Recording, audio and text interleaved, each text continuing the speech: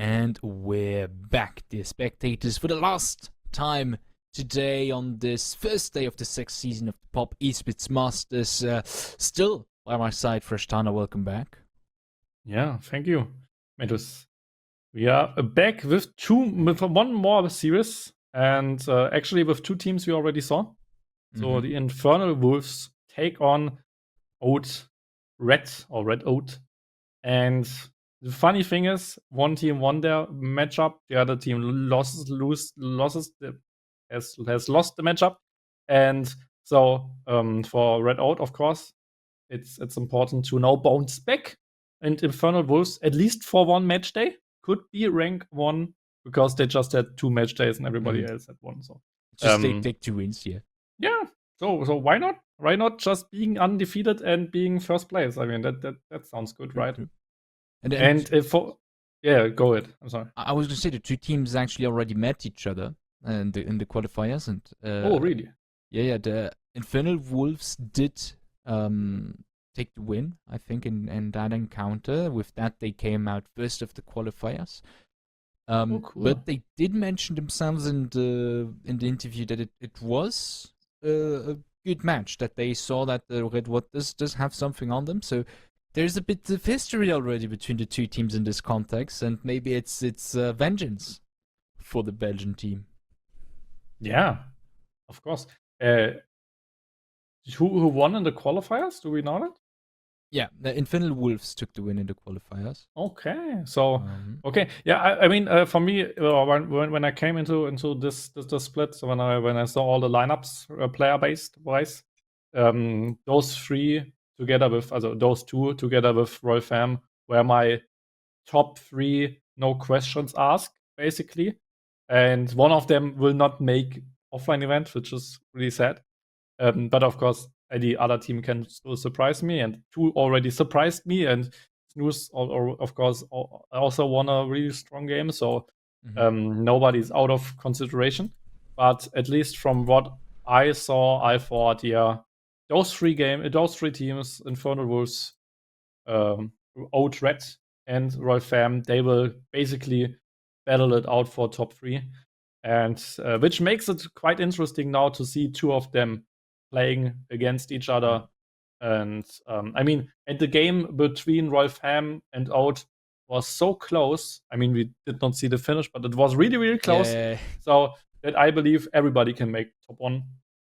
And if Infernal Wolves today win against Red OUT, and then they might even be the strongest team, because Red OUT was close to beating Roy Fam, and if they now lose to Infernal Wolves, then they are maybe the top dog. Who knows? Yeah, there's probably still a lot that could happen. I mean, we are also playing over the course of 4 weeks, so there is lots of room for improvement for the teams. We already saw that in the Season 5, that teams over the course of the weeks improved and improved and improved. They'll get to know each other also well, because they like, the teams are still unknowns a bit to each other. You know some players, okay, they've already played together, they've played together. He plays those champions mostly, and when he plays in the team, those champions, but you don't really have information about their synergies and really how well they play together. And that's something that they're going to be able to see over the course of the 4 weeks as the teams played out. During this regular season, you'll have the VODs that you can replay, you'll have the streams that you can watch, the games of other teams, you'll be playing against them. There's a lot of experience that's going to accumulate over the course of these game days, and those can change a lot, I think, in those matchups. Definitely. And both teams, if they watch the stream, for example, saw the other team playing, so they might now have a different idea about them. And before we go into selection, because I think it's close to being there, there's a quick prediction for you. Do you think, because Infernal Wolves first picked Mel, do you think that OUT will ban her now? Because they saw, they will first pick it. We might, yeah. I mean, didn't even OUT played her as well? Yeah, I think so, yeah. So both teams basically played her. Both teams picked her at the first rotation, but the one on red and the one on blue side. So this time, Infernal Wolves could first pick her. So, do you predict that OUT will ban her? Yes or no? Yeah, I would say they could ban her out. They've seen that the enemy can play the Mel. They're comfortable playing the Mel. I think that's the main question to ask. Is that mid laner now comfortable playing this relatively new champion in a competitive setting? In this case, they have the confirmation, okay, they are. We cannot get it first pick. I don't see them not first picking it if it's open, so let's ban it. That seems like a reasonable course of action. Unless now Rafi says, oh, but I know how to play her, so I know how to play against her. I have my sleeve up, or my ace up the sleeve against the Mel. But I think maybe it would be realistic to ban it. Yeah, for me, I would ban it as well. But if you have a good answer, why not, right? Yeah. Target ban on top lane, 100%. It's a good idea to ban the Froome bus drivers Darius. He is kind of a little Darius main. Some would even call him an OTP. He isn't, but you could if you would say something bad about him, then you could say, yeah, he's just an OTP, but he isn't. And probably Melbourne now. They could also be a scanner ban on red side. The next target ban with the Caitlyn makes definitely sense. The Talia was pretty huge for the Infernal Wolves. Yeah, so some really nice rolls in that game. I like that. So just target banning each other a little bit here and there. Scanner's still open, Cork is still open, Victor's still open, Wukong's still open. So Mel's still open, Ambessa. So lots of targets to ban. But we see the next target ban, this time against on Aruban. And now with Syndra, we basically have not a single meta ban by Infernal Wolves.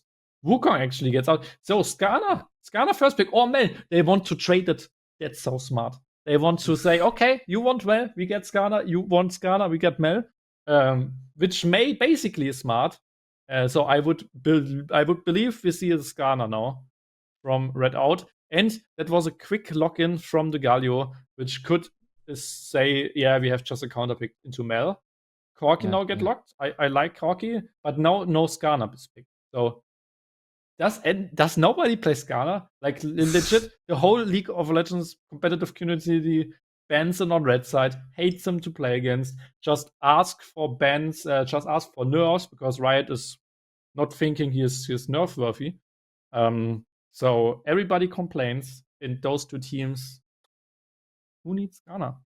Who is Skarner? that? I mean, he's just the bug essentially, right? Yeah, basically you can just stomp him, just press him down with your foot and he's dead.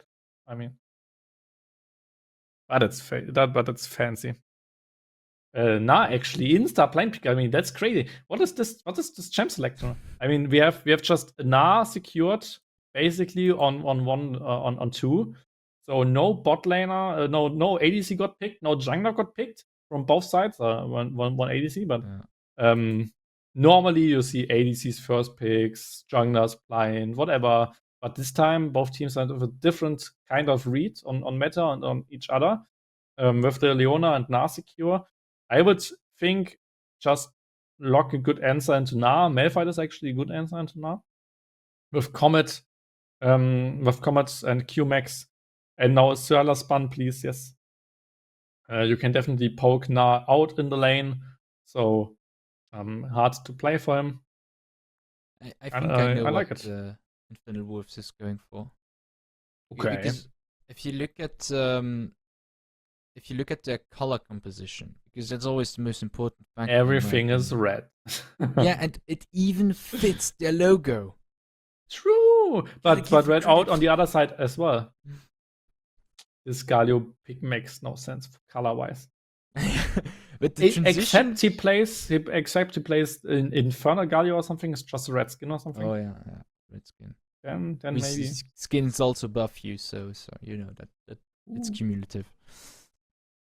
But yeah. Now for the rest of the bans, J4 ban coming out from the Infernal Wolves, we have junglers and AD carries essentially open for both sides. I wonder what they leave it last pick for, or what? I mean, last pick for jungle on the side of red out, you can just pick your support. You see the Leona, just pick a support, a good matchup, and then try to get a good jungle pick. I don't know. And on the other side, you still need to secure your ADC, right? Probably we see a second jungle ban. Yeah, makes sense. No, the big it's nothing I would assume. So just an Huffer, just a filthy Huffer. Something what will fit into the team comp. Maybe in Rakan, just something who will hard engage with Galio, with Malphite, something who can follow up. Or something who just can lane against Leona. Yeah, I mean, it's follow up. You can lane against Leona. Makes sense. And you still have a jungler. Maybe not the highest damage team at the moment with Galio, Malphite, Braum, 3 tanks basically. So you need some ADC, so some jungler who can hard carry. And it's very AP heavy already, also on yeah, the sides true. Of this front line. And with triple tank front line, this Vayne looks juicy, actually. Yeah. And we already know that Milcano is a really good ADC. I mean, he played Aphelios back then. Played it really well. Yeah, he had a good game on him. And so why not go for the Vayne? And I mean, Quen, I mean, triple melee, everybody hates Quen. I mean, that's 2 really good picks against those full melee comp, basically. And Jungle Quen definitely works out well. Would even be strong against Skarner. We don't see a Skarner now, but I mean that both teams don't care about Skarner just hurts, man. It just hurts. But it would be a good pick into Skarner, so probably we would not see him now because it would just be a bad matchup. But you need some sort of DPS now. You need some. Actually, Hecarim is cool. I mean, Hecarim, Galio, Malphite, everybody jumps in. I like it. I don't know if Hecarim is a good pick here, but he kind of fits into the team comp.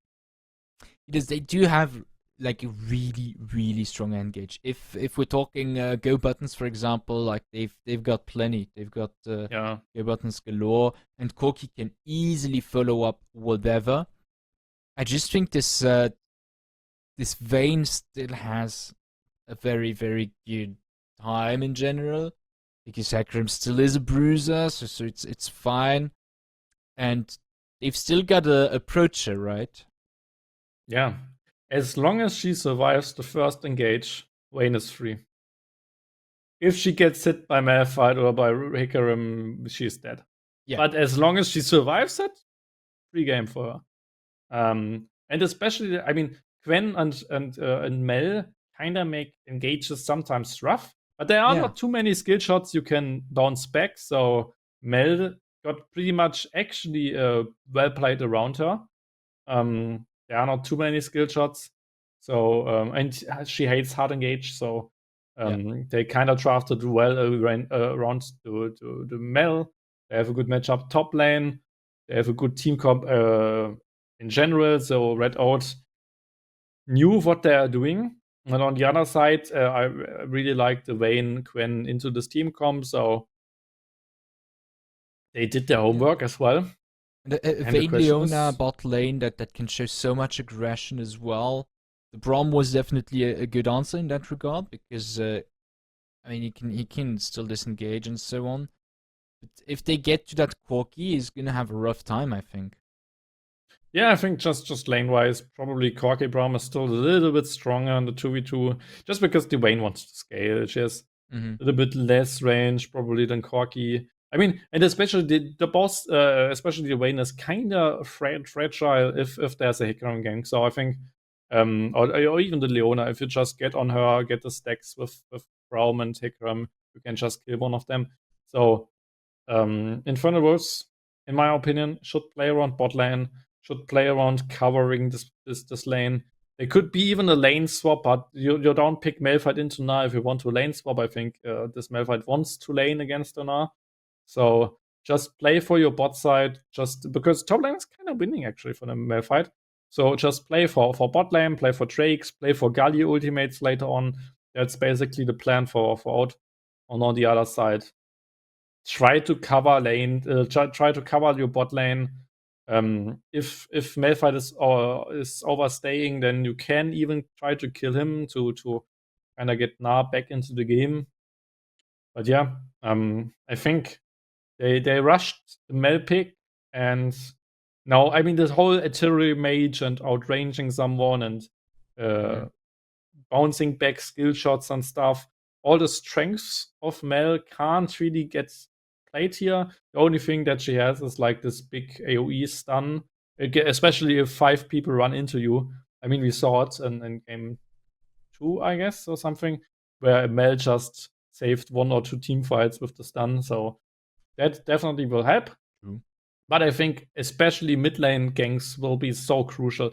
You have Galio who can always charge on her, taunt her. She can not block it. And then Hecarim just full charges on you and you are just dead. So there's not too much to block except the Galio Q. But if you are CC'd, you cannot block it. So I think there's a good game plan. You have winning top lane for OUAT. You have easily ganking mid lane, and then just bot lane where you can easily gank as well. So Yeah, should be a win for OUAT draft-wise, in my opinion. they can also, like, their main damage source, which is going to be the Corki, can stay in a safe range for really long. You can just poke out for a time, so that the Vayne might not even get the chance to try to get to him, you know. Stay at a safe distance, poke them out, and if they find a purchase, they can simply just all in and so on. So yeah, very good prospects, I would say, for them here. Yeah, that's true. Yeah, I mean, do we have any informations when we go in game, sir? Hopefully, Rigi hears us. It shouldn't be all too long for now. Yeah. Should be the loading screen, doesn't take that long usually. That's true. And we'll see the last game of today, Infernal Wolves versus Red OUAT. Both teams coming in from the qualifiers. First and second of the qualifiers, actually. They played against each other. In terms of personal score, it's currently 1-0 for Infernal Wolves, although that has no sway over the regular season. It's a shot at vengeance for Red OUAT, and for them to take an advance after their loss against Royal Family in this regular season, huh? That's totally true. And I'm hyped. I'm hyped to see how both sides will try to beat each other. And I mean, even though I already said that kinda the team comp of OUT is a little bit easier to play, I still believe into Gwen and Wayne as answers. I think they actually did a well-played draft there. So everything can happen in this last best of 1 for today, but not for the week, because of course there's next Thursday as well. Thursday, where we have 2 days. Yeah, so lots of more. Here we are into the Summoner's Rift, and the Noxus themed Summoner's Rift. Both teams have popped. It is Infernal Wolves on the blue side going up against Red OUAT on the red side. We'll see how it goes. Each game had a very different and unique start up to now, in my opinion. So I wonder how it will go this time around. Yeah, it's true. We saw some lane swaps, but again, like, it's hard to say, but again, like, the quote-unquote little bit better teams just refuse to lane swap by themselves. But that's what I predicted. I mean, you want to play the lane with Malphite, and usually you don't want to lane swap with a bruiser or with a carry like Gnar. So both just want to play the lane. We see the Comet Malphite, so it will be a Comet Q-Max Malphite, at least in the laning phase, probably going tank anyway, but just to basically win the lane, or to not get bullied too much from the Gnar. The only thing Malphite always need to remember is not spamming level 1 Q too much, because then you are out of mana. Always Q when you have a mana flow proc, always Q when you have the comet up, and not just Q on cooldown, because you need those mana flow procs, you need those comet procs to really poke him out. That's all Malphite needs to remember, and then it's an easy lane, basically. And yeah, like I said, Braum, Corki probably is stronger 2v2, so they can actually try to zone them away on level 1. Because Braum on level 1 with the stun and stuff, it's just annoying to play.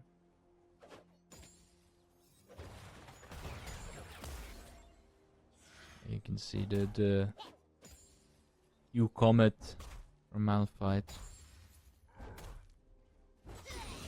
And a very slow start into the game.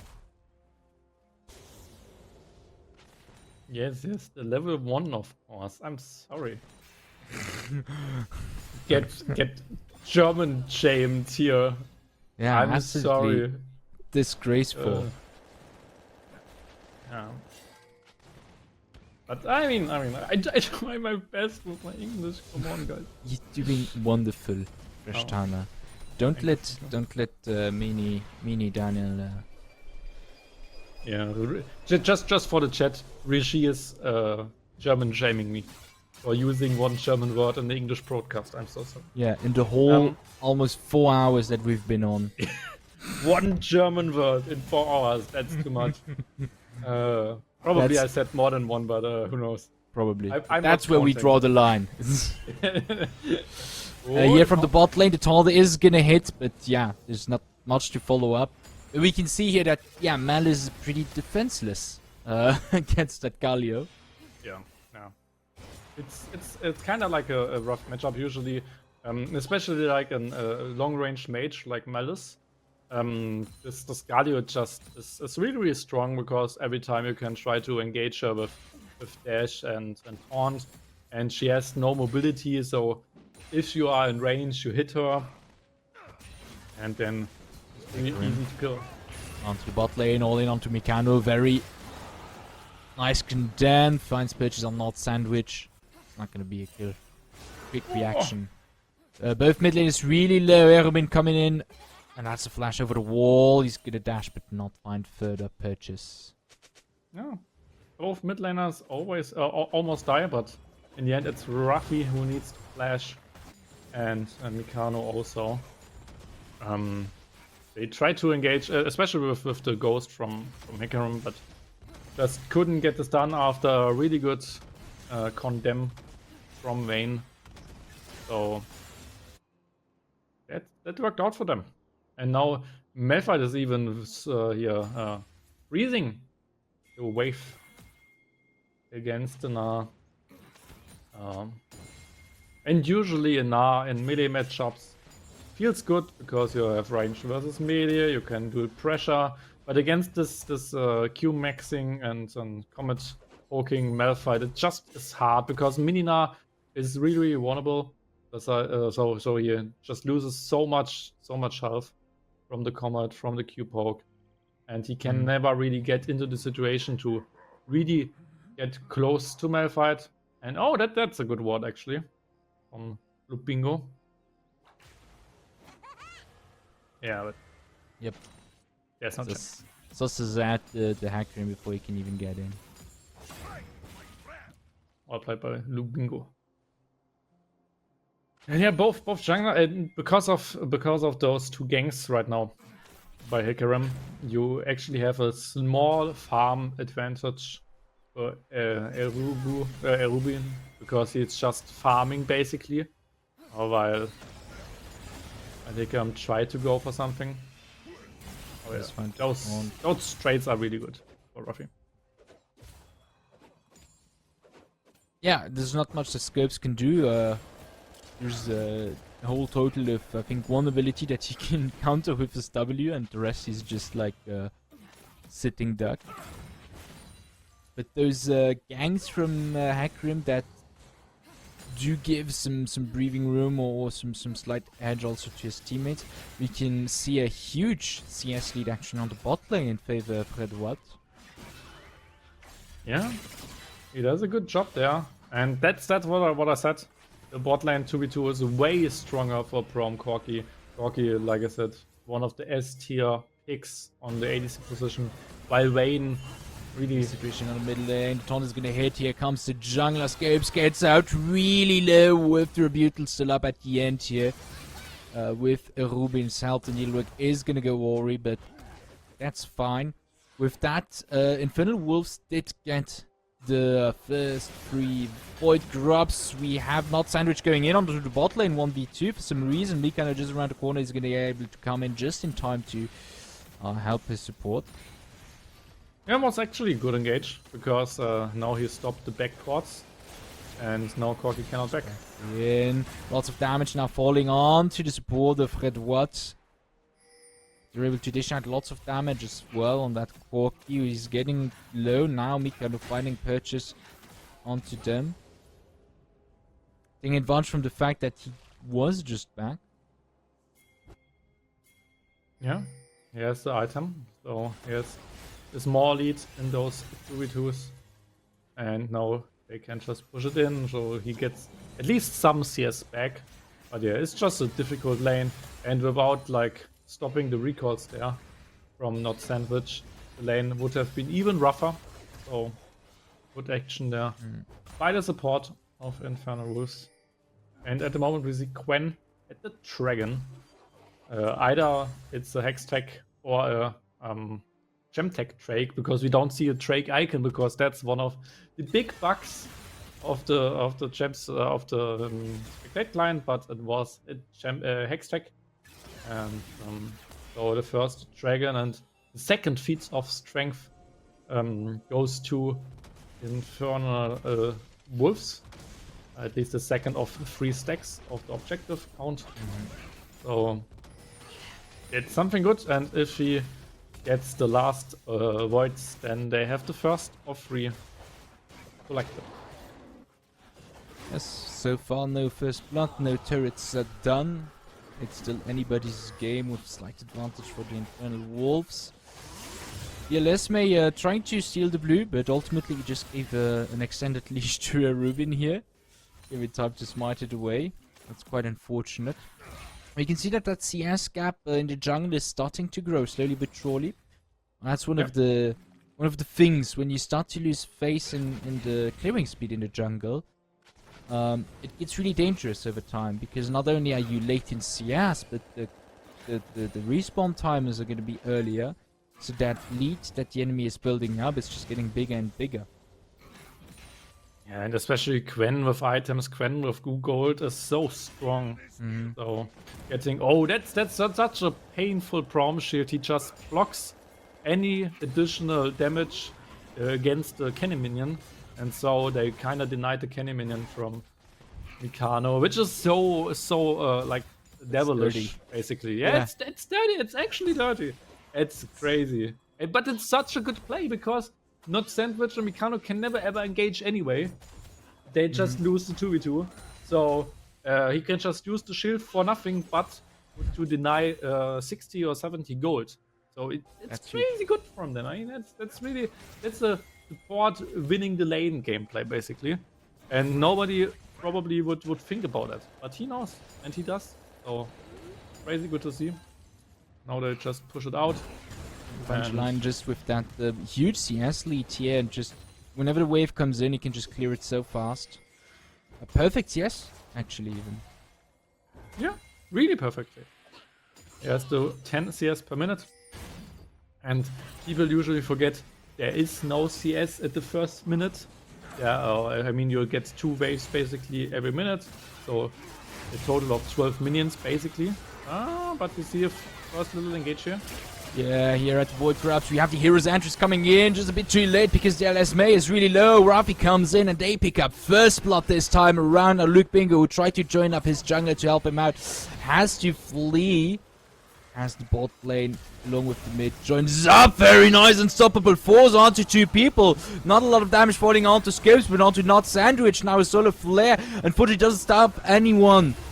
Scopes gets under the turret just in time. Very nice flash from Not Sandwich, bringing them to safety. Here we have the Golden Eclipse. That's not going to do much.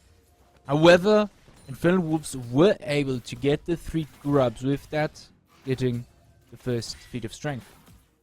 Yeah. Well Oh, played and by so them. technically, I don't know which one was first. Both teams get a feat of strength, essentially. No, they don't get. You need 3 kills, right? It's 3 kills. Oh, Yeah, right. it's 3 kills. So it's just the first of 3 or for this feat of strength, but the objective feat of strength went to Infernal Wolves. And that was actually a really good team fight by Red OUAT, but they couldn't secure any more kills. Just one onto Gwen, which was close. She almost killed DSL May, but came just short of 1 or 2 auto attacks there. But we saw the strength of this tinky beefy frontline. And it would have been even stronger with Corki, but he wasn't there. So he just gets his second plate and is happy anyway because he has a lot of farm. Well, I think the lack of damage was felt a bit because they took really long to get the first kill here. To get another kill here, and they didn't. Just didn't have enough damage to finish up scopes or not sandwich. Yeah, could lead to problems, but not now at least. Nah, teleports top lane. To the Malphite. He goes full tank, so basically just has a better lane with this Q-maxing. But besides that, he will still be a tank against the Gnar later on, so it just makes a little bit better times for him in the early game. And now the first break for Red OUAT.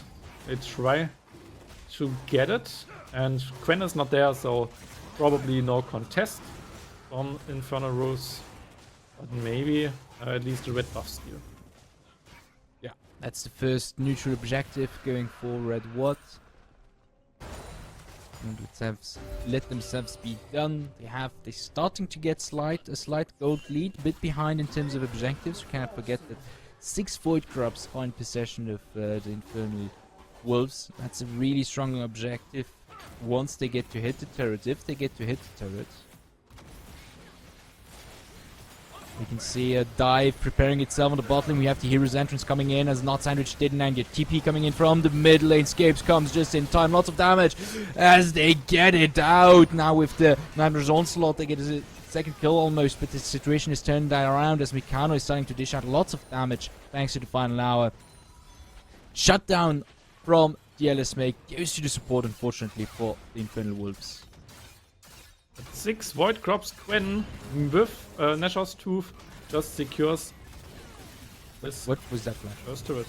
Yeah, he tried, but then there was the Condemn, so he couldn't. Yeah. Oh, okay, it was denied, and it turns around as now it's Rafi falling. We can see that Vayne, along with Mel, are not so easy to kill, and overall the situation turns rather favorable for the Infernal Wolves. Yeah, getting another kill and the first turret, which helps them because now they have the feats of strength with turret and with objective, so nobody needs 3 kills. Feats of strength already is gone. And like I said, if the Vayne survives the first engage, she can deal, like you said, tons of damage. And yeah, it's your favorite phrase. It's true. I mean, she has tons of damage. She has so much true damage. She has so many auto attacks. It's crazy. True, but it's Corki who's got the Trinity Force, so I don't know what is going on here. Freak, please. Yeah, he has 50 CS more, and has the perfect farm. So this Corki will be really strong, as long as he gets peeled. But usually, if everybody leaves your backline, then it's hard to peel you. But because they try to kill the others, kinda gets peeled because of that. I mean, we did see a solid chunk of his strength here, because it was really close for Infernal Wolves, and they were getting dived. It was a bit of a messy dive, I would even say, on the sides of Red OUAT, because I feel like he just came slightly staggered. But he still did so much damage on that Corki. And on the other side of the map, because lots happens around those bot lanes indeed. Top lane actually, Luke Bingo holding his ground rather well against that Malphite even. Yeah, after his first magic resistance, basically the Q poke isn't like too strong anymore. so it was important that he goes for those shoes. And now red, the red team of Once Upon a Team gets this Herald and CP's bot lane just to secure the bot lane turret. But now they spawn a Herald, so they try to get an offensive play in the mid lane. Yeah. It gets cleared really fast though. Leaves me to wonder whether that was maybe a misclick. There wasn't much of a wave either. But yeah, very important for Rafi to go to that bot lane because I think that would have been a lot of damage dealt to that turret with the Void Crypt. You can see that top lane turret of Red OUAT is also really low already. So it's starting to get a bit sticky for them here. That is true. Drake is spawning in 1 minute. Yep. So both teams probably want to play around that as well. Both teams have just one Drake right now. And not a really bloody game, in my opinion. Just 2 kills each side. The most controlled game, you could say, from all the games we already saw. Hikram going for a really squishy build. Una getting through it. Yeah, the Unstoppable Force was used to try and stop him, but he finished the turret still on time to not get hit too much. That's second turret for Infernal Wolves. Yeah, it's usually a smart move from Malphite players to trying to engage under the turret with the ultimate, because you clean up all the minions with ult E, and then there are no minions left, and then the enemy top lane is not only knocked up, but also gets the turret aggro. So usually it's a good idea, but the turret was just gone after that, so there were no turret shots, but it's a good Malphite trick. Teleporting from Na in the mid lane, having almost Mega Na already, but there could be a big team fight. No Unstoppable Force on the side of Red OUAT, which is a huge bummer, especially since the Mega Na is going to come in very soon. They get the Drake. They started it early with Irvin, but they decided to go for the engage. Still Red OUAT in the middle of them. We have the LSMA who does some nice damage. Looping in the backline is forced to flash away. Mikado gets the kill on the enemy jungler and is on an onslaught. Here we have Golden Eclipse being procced. Lots of damage falling onto Red OUAT. Now Erubin is able to get away in time. Scapes picks up the second kill, and with that close out the fight. And there was no hard engage onto the Vayne, and so she would just clean up this fight again. So at the moment, somehow Red OUAT is in trouble. They cannot really hard engage with hard engage team comp. They have the buttons, but don't really press them, or they can't press them because Malphite had no ultimate. And then this Galio Hikram comp didn't really do something because of Luke Bingo, who got a beautiful Na ultimate there. I mean, the timing was perfect for the Infernal Wolves here. Yeah.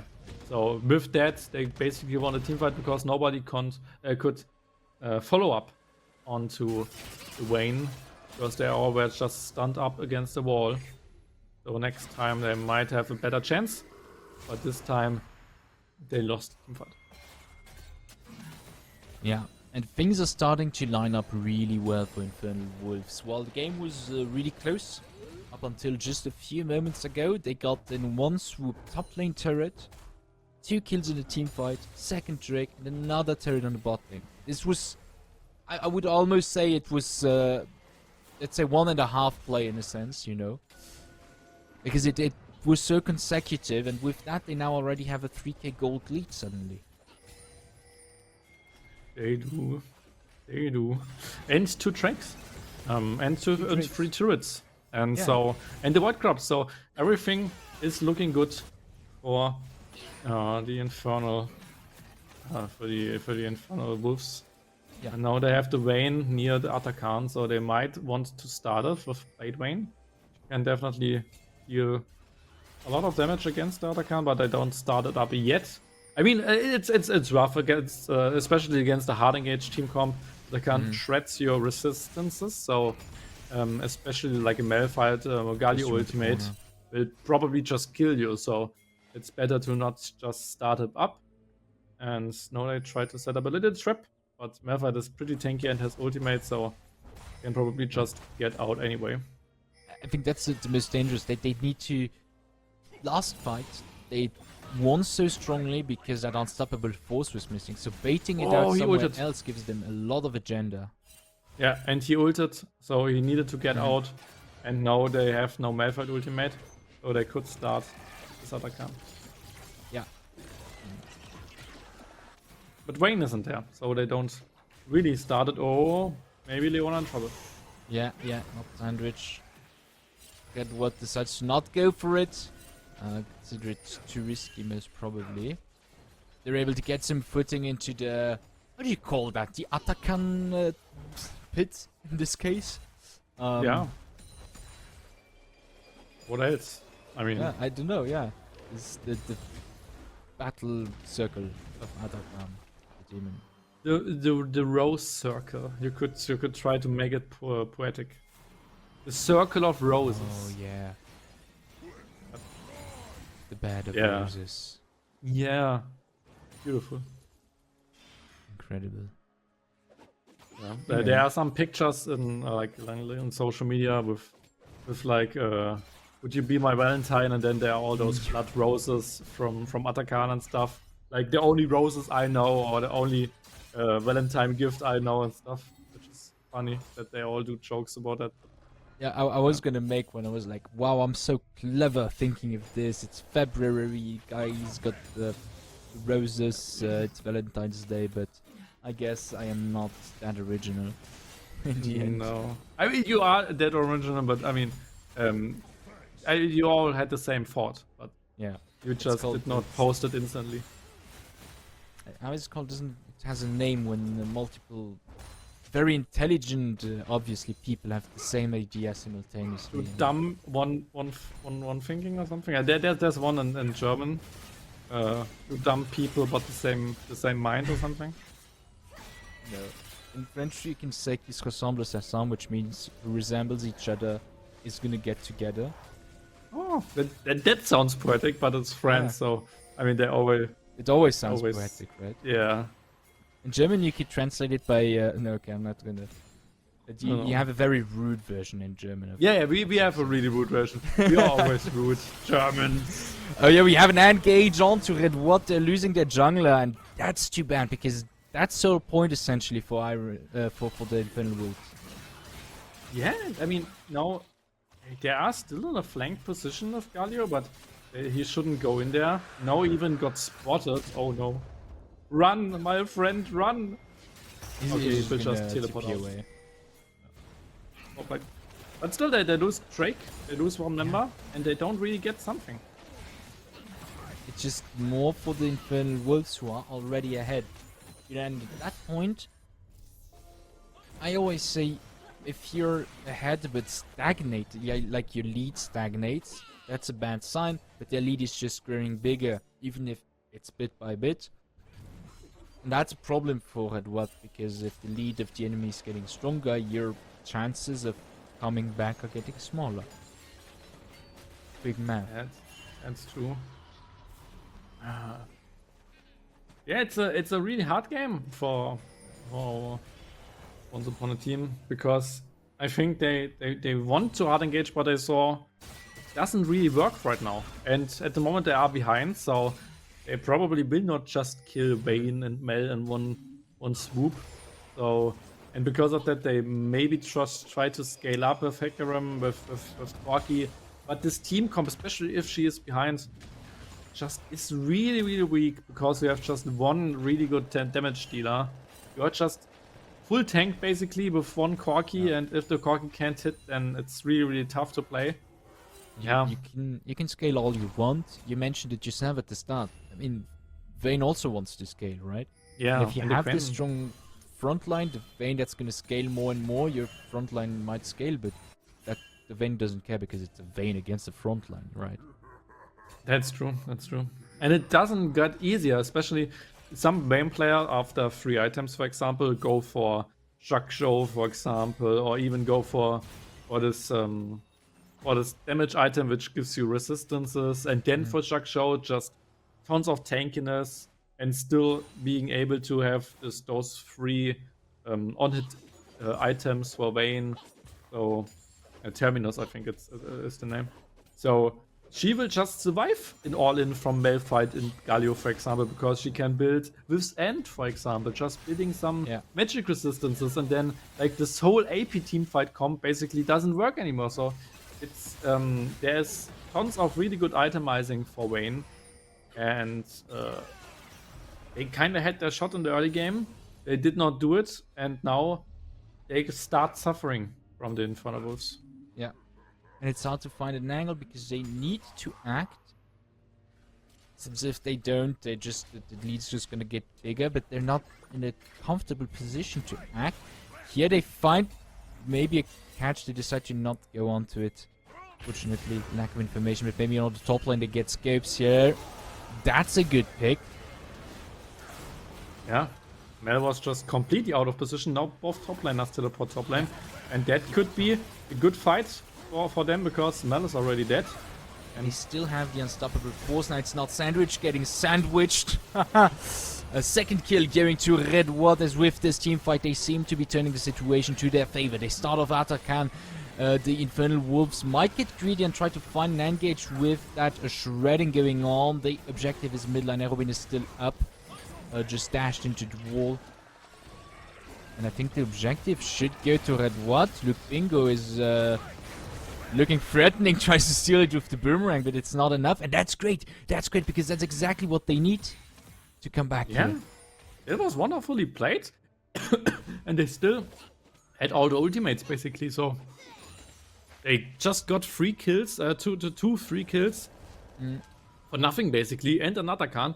And now with the tempo of this Atakan False Life, they can just try to fight the dragon or even the Baron. Just to do his bad fights. You have teleport on Galio, you have ultimate on Galio, so even if he dies, just gets back into the team fight anyway.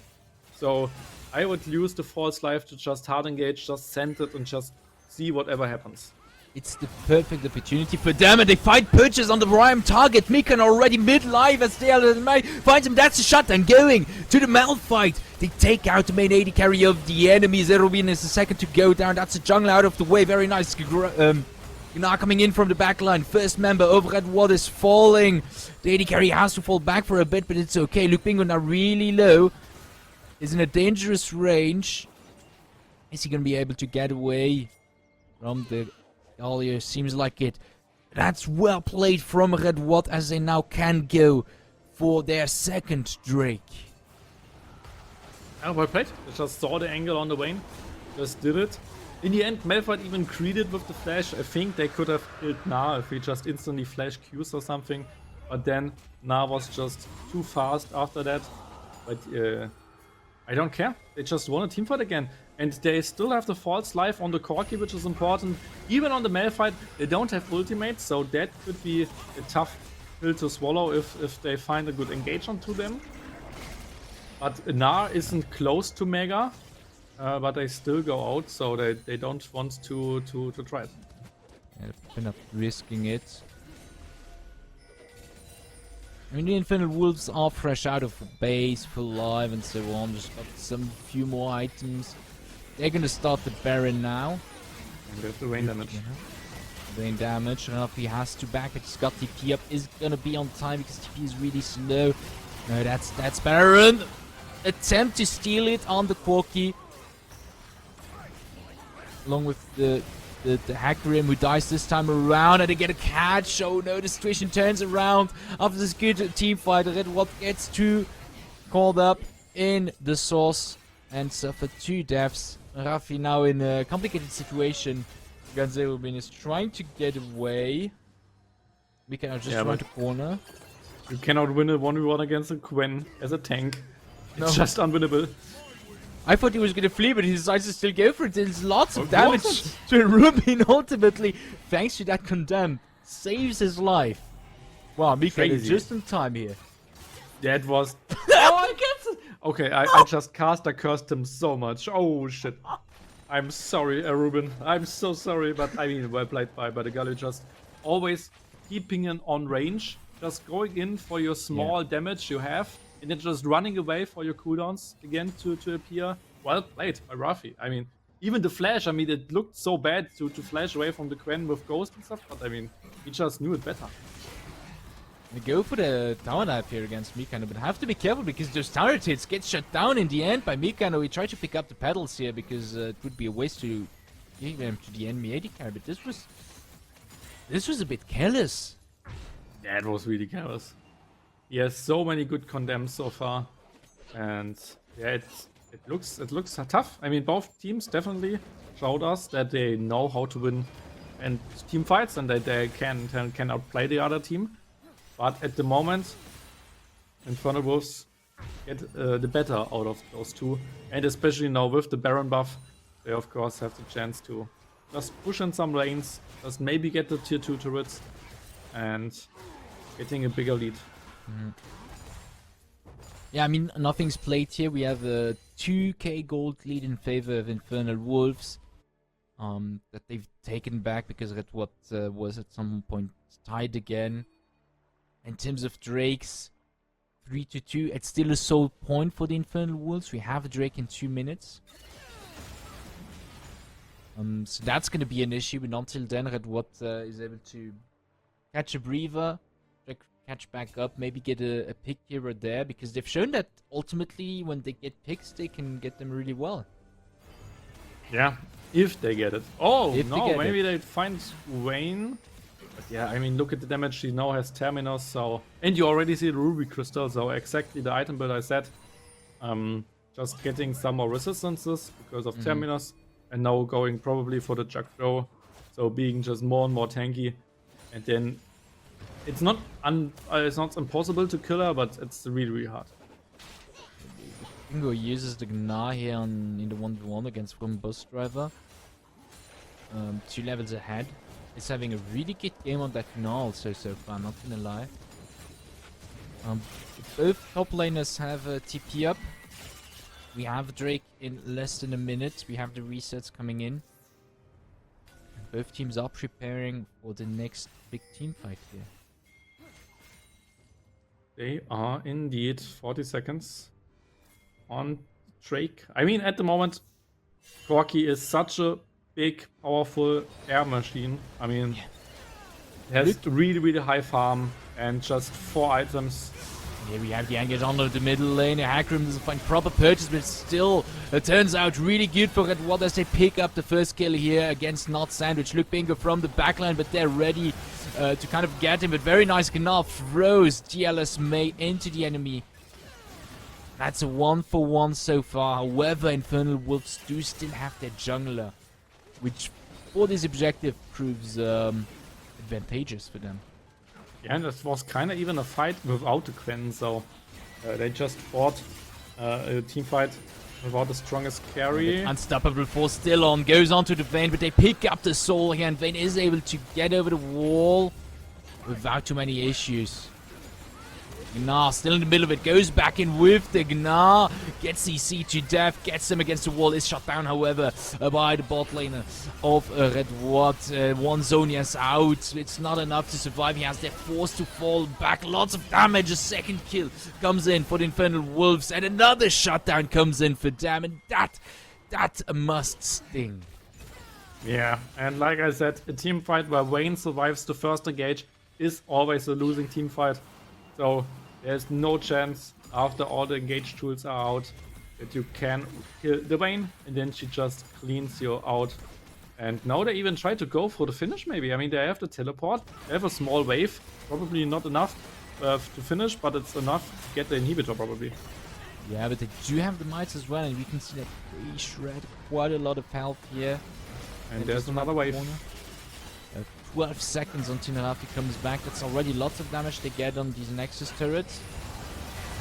And they keep on going. Very nice engage coming in with the onslaught, but it's not enough. Double kill goes out to Scopes. First Nexus turret to fall. Next member of Red OUAT to come back is Rafi, and he is able to thwart that push. Yeah, like I said, it's not a finish angle, but it was close. There comes that teleport play. Now from Rafi. They want to focus them down, but I don't see how that works out.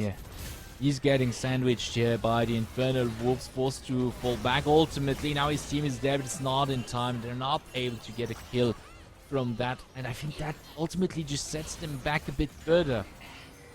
Yeah, the Baron is free, and the Infernal Wolves look like they want to close this game after the Baron. They already have the soul. They just need the Baron, then just run for the base. Ruffy's still dead, but they want to, first of all, go base, buy items, probably a whole Chuck Joe for the Wayne, maybe, maybe not, maybe not. I mean, they've got a lot of money to cash in from it. Can she buy it, the full item? Ah, yeah, she could. So, yeah, basically unkillable. This Vayne, if she dies, then, like, every single member try to full engage her, and then they have nothing left to win the team fight against Gwen. Because if Gwen doesn't die by the first engage, then she can just run them over. So, they basically need to kill both in a single swoosh, and otherwise they just... And both are just too tanky for that, so... It's basically unwinnable for Red once upon a team. You still have a Mel that's running 8-1, 325 CS, not too bad either. Missing really, no. half an item, I mean, almost full build here. She has a lot as well. True. So they have 3 prime targets, and what the fight pulls longer, and those fights are pulling long overall, the harder it gets for them to finish it off. Yeah, they have just a single threat with the Corki. And on the other side, there are just 2 hyper carries. Even with Mel, maybe a third one. So, impossible in my opinion. This game, sadly, went downhill really, really quick. With this Vayne getting more and more resources, this Mel, this Gwen, I mean, the farm is high. And now, maybe they find one catch.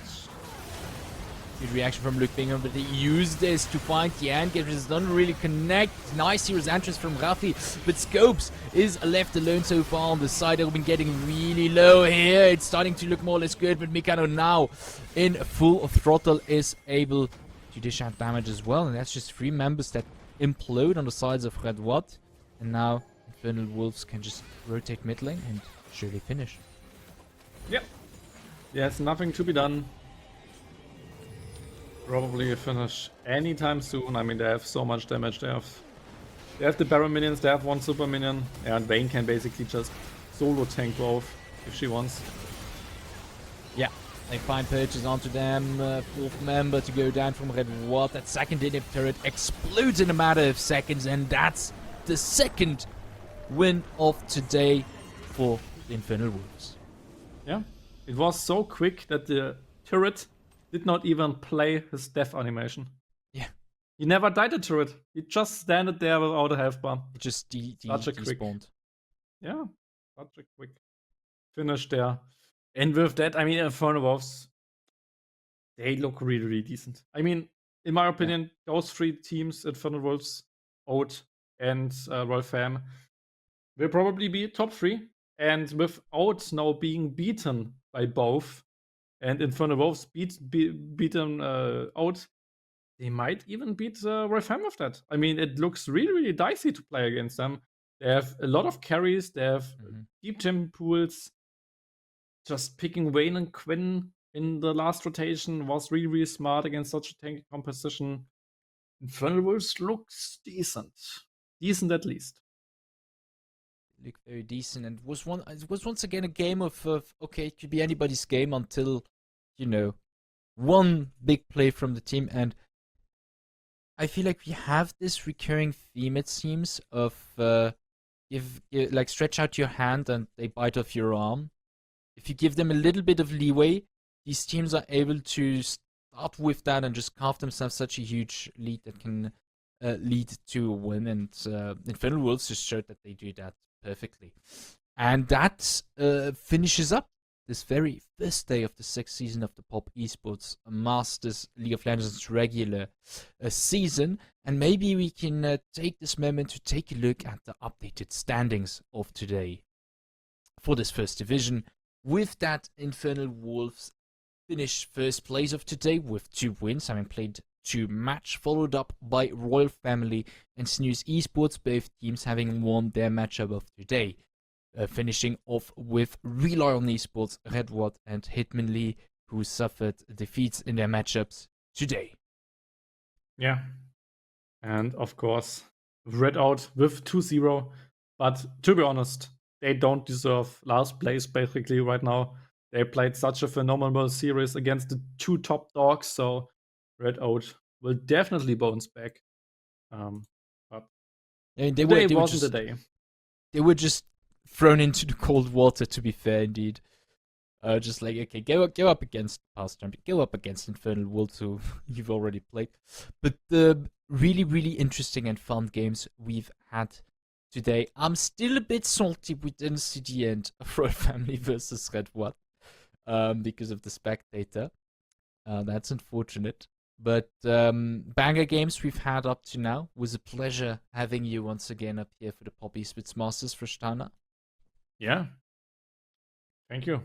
It's always a pleasure to sit right next to you. I mean, not really, but you know what I mean. And to cast some wonderful, wonderful games here. And of course, like always, we have a wonderful crew behind us. The Rishi just chest kiss. So it's such a pleasure to be here. Yes, the broadcast was brought to you by Rift. While, if you would be interested in watching a French stream, our dear friends from Once Upon a Team at OUAT are broadcasting it in French. And if you would like to follow the second division, because there are two divisions, you can go watch the games on Nocturnal's channel. Each channel is pinned in the chat. If you're interested, go check them out and go support them as well. Without any further ado, Stana, I think we'll leave it at that for tonight. It was a fun evening we had here, and I hope we see you all again on Thursday for the second match day. Oh, we've even got a schedule if you'd like to have a small sneak peek of it for Thursday. We'll start off with Hitmonlee against Snooze Esports. Then we'll have Royal Family against Rely On, Infernal Wolves versus Snooze, and we'll end up with Red OUAT against Rely On Esports on Thursday. We'll see you in 2 days. Have a nice evening. Goodbye.